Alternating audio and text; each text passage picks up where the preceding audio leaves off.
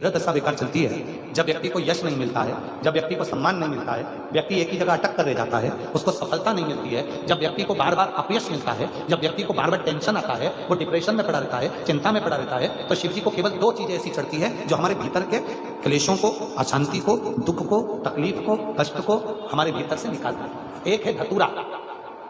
और दूसरे नंबर पर समी का पत्र।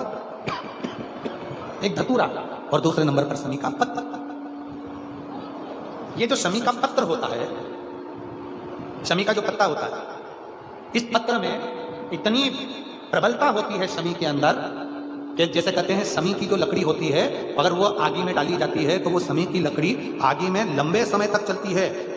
उसकी आग बुझती नहीं है। सारी लकड़ियों की आग जल्दी बुझ जाती है पर शमी की लकड़ी की आग लंबे समय तक चलती है। उसी तरह एक शमी का पत्र, जब हमारे भीतर बहुत क्लेश होता है, अशांति होती है, टेंशन होता है, डिप्रेशन होता है, जब मन में अशांति होती है, चिंता होती है, यादें आती हैं, तो एक शमी का पत्र जब हम भगवान देवाधिदेव महादेव को समर्पित करना चालू कर देते हैं तो हमारे भीतर की जो भी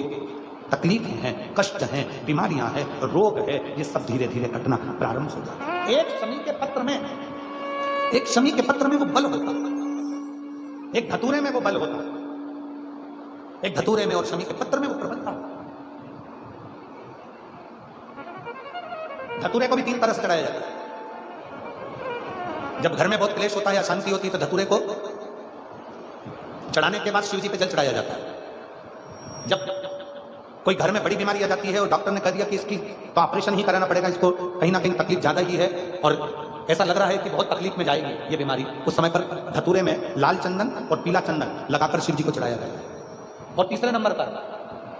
जब घर के लोग सब अलग अलग दिशा में जाने लगे, ना ये हमारी सुने ना वो हमारी सुने, सब अलग अलग दिशा में भाग रहे हैं, तब धतूरे के साथ 5 काली तिल को डालकर धतूरे पर शिव को समर्पित करना प्रारंभ किया जाता है तो सब ठीक होना प्रारंभ। 3 क्रम धतूरे, 3 क्रम।